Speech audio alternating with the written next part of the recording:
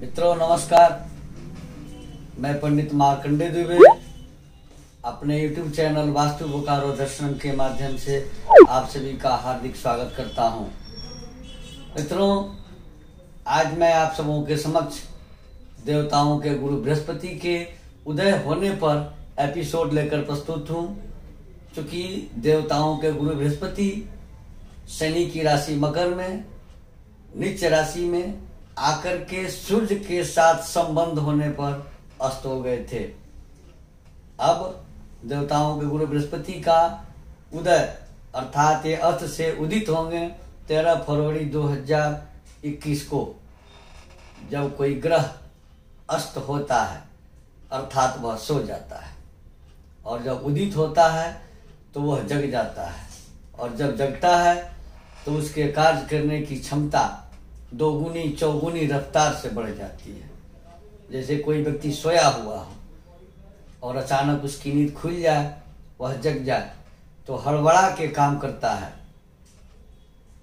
अब उसी तरह से देवताओं के गुरु बृहस्पति शनि के ही राशि में शनि के ही साथ अस्त के अवस्था से उदित होंगे, जगेंगे, और जगेंगे तो 9 राशियों के लिए कमाल का काम करेंगे। उनके अटके हुए सारे कामों को पूरा करेंगे। क्योंकि गुरु प्रथम द्वितीय पंचम सप्तम नवम दसम और एकादश इन भावों के बनाने और बिगाड़ने का काम जानते हैं। इन भावों में प्रबल रूप से फल देते हैं।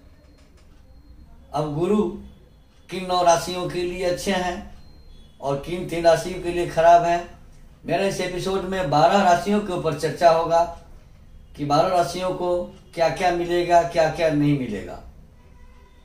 लेकिन इस विषय पर जानकारी शुरू की जाए, तर्क शुरू की जाए, इसके पहले एक छोटा सा निवेदन है कि यदि अब तक आपने हमारे चैनल वास्तु बोकारो दर्शनम को सब्सक्राइब नहीं किया है, यदि आप पहले दर्शक हैं, पहली बार हमारे चैनल को देख रहे हैं, तो सब्सक्राइब जरूर कर लें, वीडियो लाइक करें और नोटिफिकेशन बेल जरूर दबाएं, ताकि हमारे सभी नवीनतम वीडियो आपके पास आसानी से पहुंच सकें और आपको यह मालूम हो कि मैंने कोई एपिसोड अपलोड किया है।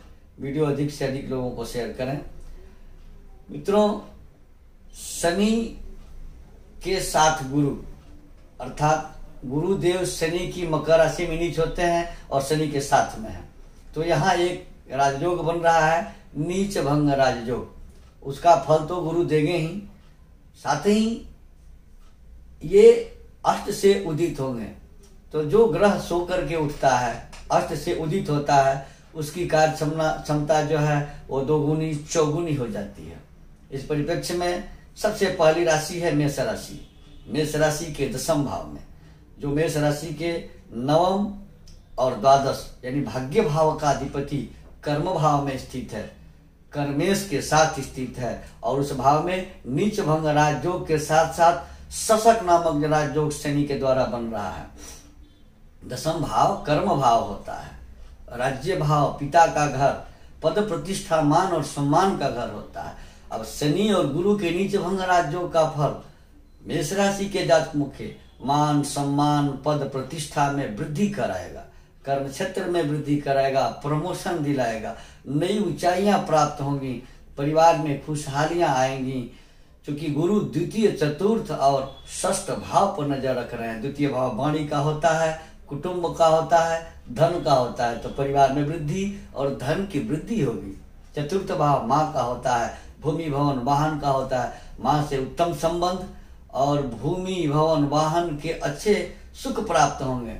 नवीन घर की खरीदारी हो सकती है, नए वाहन की खरीदारी हो सकती है। और षष्ठ भाव पर गुरु की दृष्टि है, तो शत्रु वर्ग पर निगरानी रखेंगे गुरु, और बुद्धि विवेक के बल पर शत्रु पर विजय प्राप्त होगा। दूसरी राशि है वृषभ राशि। वृषभ राशि के 8वां भाव आयु मृत्यु भाव और एकादश भाव यानी राज्य भाव इच्छाओं के भाव का अधिपति 9वें भाव में भाग्य भाव में शनि के साथ नीच भंग राजयोग बना करके बैठे हुए हैं।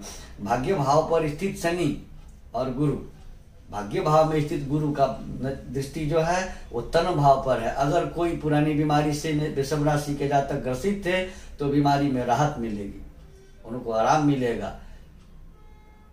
शरीर के बाद पराक्रम भाव पर गुरु की दृष्टि है, सहयोग मिलेगा, साथ मिलेगा, लोग सहयोग करेंगे। और इसके साथ साथ गुरु की नवम दृष्टि पंचम भाव संतान भाव पर है, अर्थात संतान पक्ष से शुभ समाचार की प्राप्ति। अगर संतान नहीं है, संतान के इच्छुकों को संतान की प्राप्ति नवम के गुरु वृषभ राशि के जातकों को कराएंगे। तीसरी राशि है मिथुन राशि। मिथुन राशि के सप्तम और दसम भाव के अधिपति, पत्नी, व्यापार, यात्रा, झगड़ा झंझट के अधिपति, कर्म, मान सम्मान और पिता भाव के अधिपति गुरु अष्टम भाव में शनि के साथ में है। अष्टम भाव के गुरु अच्छे फल प्रदाता नहीं कहेंगे। वैसे तो 4, 8, 12 में प्रत्येक ग्रह अशुभ फल देता है, कमजोर फल देता है, लेकिन यहाँ अष्टमेश शनि के साथ गुरु का संयोग है, फिर भी अच्छे फल नहीं देंगे। सबसे बड़ी बात है कि स्वास्थ्य का ध्यान रखें। और अष्टम भाव स्थित गुरु का जो ध्यान है वो व्यय भाव पर यानी खर्च के घर पर है, बाहरी रिश्तों पर है, तो खर्च बढ़ेंगे। कुटुंब में, वाणी में थोड़ी सी सतर्कता बरतनी आवश्यक है। और उसके बाद से चतुर्थ भाव पर गुरु की नवम दृष्टि है जो मातृभाव है, माँ के भी स्वास्थ्य का विशेष ध्यान रखें। चौथी राशि है कर्क राशि। कर्क राशि के छठे और नवे भाव के अधिपति, रोग, शत्रु, कर्ज, बीमारी के अधिपति और भाग्य भाव के अधिपति गुरु सप्तम में, पत्नी स्थान में, व्यापार स्थान में शनि के साथ नीच भंग राजयोग के साथ साथ शशक नामक राजयोग भी शनि बना रहे हैं। अब सप्तम भाव स्थित गुरु की दृष्टि एकादश भाव, लाभ भाव और इच्छाओं के भाव पर है। इच्छाओं की पूर्ति होगी, लाभ होगा। और गुरु की दृष्टि तन भाव पर है, शारीरिक आरोग्यता प्राप्त होगी। साथ ही कुटुंब भाव, सहयोग के भाव पर, पराक्रम के भाव पर गुरु की दृष्टि है, तो पराक्रम बढ़ेगा, साहस बढ़ेगा, साहस से अच्छे अच्छे काम होंगे। पांचवी राशि है सिंह राशि। सिंह राशि के पंचम भाव और अष्टम भाव के अधिपति, पंचम भाव मतलब संतान, शिक्षा, विद्या और बुद्धि के अधिपति तथा आयु और मृत्यु भाव के अधिपति गुरु कहाँ स्थित है? छठे भाव में। छठा भाव होता है रोग, शत्रु और कर्ज का, बीमारी का। तो छठे भाव के गुरु शत्रु के समन करता और ऋण के मुक्ति करता है, लेकिन शारीरिक स्वास्थ्य में कहीं न कहीं से गड़बड़ी देते हैं, पेट रोग की समस्याएं बढ़ाते हैं। फिर भी षष्ठ भाव से स्थित गुरु कर्म भाव, पिता के घर पर, नौकरी के घर पर, मान सम्मान के घर पर तथा व्यय भाव, बाहरी भावों पर, खर्च के भाव पर नजर दिए हुए हैं। साथ ही साथ धन भाव पर ही गुरु की दृष्टि है, तो कुटुंब का सुख प्राप्त होगा, खर्च बढ़ेंगे, लाभ होगा तभी खर्च होगा। शत्रु और कर्ज से मुक्ति होगी, किंतु स्वास्थ्य में ढीलापन रहेगा, धन बचत में कमी रहेगी, व्यापार अच्छे तरह से चलेगा। छठी राशि है कन्या राशि। कन्या राशि के चतुर्थ भाव, मातृभाव, चल अचल संपत्ति के भाव के अधिपति और सप्तम भाव पत्नी तथा व्यापार भाव के अधिपति, पंचम भाव संतान भाव पर, विद्या बुद्धि के भाव पर है। अगर आप विद्या बुद्धि का व्यापार करते हैं तो उसमें तरक्की होगी, उन्नति होगी। अब पंचम भाव स्थित गुरु भाग्य भाव, तन भाव और लाभ भाव, इच्छाओं के भाव पर दृष्टि दे रहे हैं। भाग्य का साथ मिलेगा, संतान से लाभ होगा, संतान की तरक्की होगी, उन्नति होगी तथा स्वास्थ्य का लाभ होगा, संतान का करियर सुधरेगा। प्रेम संबंधों की इच्छा रखने वालों के प्रेम संबंध अगर बिगड़े थे तो उसमें सुधार होगा, बड़े भाई बहन से प्रेम होगा, उनसे लाभ होगा। सातवीं राशि है तुला राशि। तुला राशि के चतुर्थ भाव स्थित गुरु तीसरे और छठे दो अकारक भावों के अधिपति होकर शनि के साथ केंद्र में नीच भंग राजयोग के साथ साथ शशक नामक राजयोग भी बना रहे हैं। अब तुला राशि के चतुर्थ भाव स्थित गुरु की दृष्टि आयु भाव, कर्म भाव और व्यय भाव पर है। जीवन में जो तनाव थे, तनाव में कमी आएगी, मान सम्मान, कर्म की प्राप्ति होगी, नौकरी की प्राप्ति होगी, लेकिन खर्च बढ़ेगा, खर्च से परेशानी रह सकती है। माता और संपत्ति के सुख में वृद्धि होगी, घर और वाहन खरीद सकते हैं, मान सम्मान, पद प्रतिष्ठा में वृद्धि होगी, तनाव से मुक्ति मिलेगी और विदेश यात्राओं की प्राप्ति होगी, सुख सुविधाएं बढ़ेगी। स्वास्थ्य का ध्यान रखना आवश्यक होगा। 8वीं राशि है वृश्चिक राशि। वृश्चिक राशि के द्वितीय भाव और पंचम भाव कुटुंब और वाणी तथा शिक्षा, संतान, विद्या, बुद्धि भाव के अधिपति तृतीय भाव पर स्थित हैं। शनि के साथ है।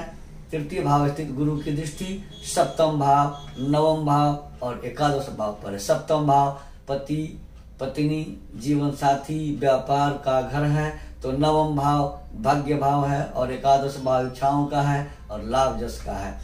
तो व्यापार में सुधार, विदेश यात्राओं के सुयोग, भाग्य और पिता का साथ, बड़े संतान अथवा बड़े संतान की विद्या में उन्नति। अगर आप स्वयं परीक्षार्थी हैं, विद्यार्थी हैं, तो आपकी तैयारियों में आपको सफलता प्राप्त होगी। 9वीं राशि है धनु राशि। धनु राशि के राशिपति और चतुर्थपति अर्थात तन भाव का स्वामी और सुख संपदा, माता, भूमि, भवन, वाहन का स्वामी द्वितीय भाव वाणी के घर में, कुटुंब के घर में, धन के घर में स्थित है और वह सो करके जब उठेगा, अस्त से जब उदित होगा, तो अष्टम भाव, दसम भाव पर उसकी दृष्टि पड़ेगी और छठे भाव पर पड़ेगी। 6, 8 और 10 भावों पर उनकी दृष्टि पड़ेगी। अब धनु राशि के जातकों को वाणी, कुटुंब, धन का लाभ, धन का बचत अच्छा होगा, शत्रु और रोग से मुक्ति मिलेगी, तनाव से राहत मिलेगी, भाग्य में वृद्धि।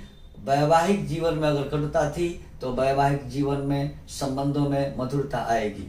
10वीं राशि है मकर राशि।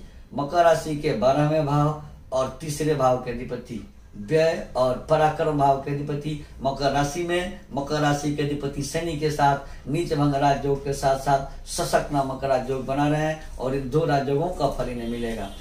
लग्न में स्थित यानी राशि में स्थित गुरु पंचम भाव, सप्तम भाव और नवम भाव पर दृष्टि दे रहे हैं। पंचम भाव शिक्षा, संतान, बुद्धि और विद्या का होता है, तो सप्तम भाव पत्नी, व्यापार का होता है, नवम भाव भाग्य भाव और विदेश का भाव होता है। अब स्वास्थ्य, शिक्षा और आत्मविश्वास में वृद्धि होगी, व्यापार में उन्नति होगी, वैवाहिक जीवन सुखमय मिलेगा, विवाह के इच्छुकों के विवाह होंगे, भाग्य का साथ मिलेगा, विदेश यात्रा के योग हैं इससे भी प्राप्त होंगे। 11वीं राशि है कुंभ राशि। कुंभ राशि के 11वें भाव और दूसरे भाव यानी लाभ और इच्छाओं के भाव के अधिपति और वाणी तथा कुटुंब और धन भाव के अधिपति कहाँ बैठे हैं? 12वें भाव। 12वें भाव स्थित गुरु की दृष्टि सुख भाव, माता, भूमि, भवन और वाहन पर तथा शत्रु भाव और आयु भाव पर है। द्वादश के गुरु यानी 12वें भाव के गुरु शुभ फल प्रदाता नहीं है, अतः खर्च अधिक होगा, स्वास्थ्य की समस्या रहेगी, जीवन में तनाव हो सकता है, तनाव से बचें। अब मीन राशि के जातकों के विषय में बताने से पहले मिथुन राशि, कुंभ राशि, 2 राशियां मिथुन के 8वें और कुंभ के 12वें हैं तथा तुला राशि के 4थे हैं, सिंह राशि के 6ठे हैं। इन 4 राशि के जातकों को गुरु से संबंधित उपाय करने चाहिए। गुरुवार के दिन चुटकी भर हल्दी का पाउडर डाल के स्नान के जल में तब स्नान करना चाहिए। माथे पर केसर अथवा हल्दी का तिलक लगाना चाहिए। गुरु के मंत्रों का जप करना चाहिए। अंत में 12वीं राशि है मीन राशि। मीन राशि के प्रथम और दसम, प्रथम मतलब तन भाव और दसम मन कर्म, मान, सम्मान और पिता का घर है। इस भावों के अधिपति एकादश भाव में है। एकादश भाव स्थित गुरु की दृष्टि तृतीय भाव पराक्रम भाव पर और पंचम भाव संतान, विद्या, बुद्धि के घर पर तथा सप्तम भाव पर, सप्तम भाव पत्नी, पति, व्यापार, यात्राओं का घर है। अब इच्छाओं के पूर्ति और इच्छाओं में लाभ की प्राप्ति होगी। बड़े भाई बहन से संबंध अच्छे होंगे, उनसे लाभ प्राप्त होगा। व्यापार में लाभ होगा। संतान के सुख की प्राप्ति होगी, संतान की उन्नति होगी। प्रतियोगी परीक्षाओं में सफलता के जो प्राप्त हो रहे हैं मीन राशि के जातकों के लिए। मित्रों, देवताओं के गुरु बृहस्पति परम कल्याणकारी ग्रह माने गए हैं, लेकिन जब ये गोचर में खराब जगहों पर जाते हैं 4, 8, 12 में, तो बहुत ही नुकसानदायक हो जाते हैं। छठे घर में भी बहुत अच्छे फल प्रदाता नहीं कहे गए हैं। जिन जातकों के 4, 6, 8, 12 में गुरु का गोचर हो रहा है, उन्हें बताए गए उपाय करने चाहिए। हल्दी का पाउडर डालकर स्नान करना चाहिए, केसर अथवा हल्दी का तिलक लगाना चाहिए, गुरु के मंत्र का जप करना चाहिए। विद्यार्थी वर्ग को पठन पाठन की सामग्री देनी चाहिए। मित्रों, हमारे यहाँ वास्तु विजिट किया जाता है, कुंडली बनाई जाती है, वाराणसी के सुजोग विद्वानों के द्वारा बड़े से बड़े जगह और अनुष्ठान करवाए जाते हैं। हमारे यहाँ सभी प्रकार के प्रमाणिक रत्न और प्राण प्रतिष्ठित रुद्राक्ष उपलब्ध है। जिनकी निसज्जन को इसकी आवश्यकता हो, कृपया स्क्रॉल पर दिए गए हमारे नंबर से संपर्क कर हमसे अपॉइंटमेंट लेकर वास्तु विजिट करा सकते हैं, कुंडली बनवा सकते हैं, कुंडली दिखा सकते हैं, जगह अनुष्ठान आदि के लिए भी हमसे संपर्क कर सकते हैं। हमारे यहाँ से प्राण प्रतिष्ठित रुद्राक्ष और प्रमाणिक रत्न भी उचित मूल्यों पर प्राप्त कर सकते हैं। धन्यवाद।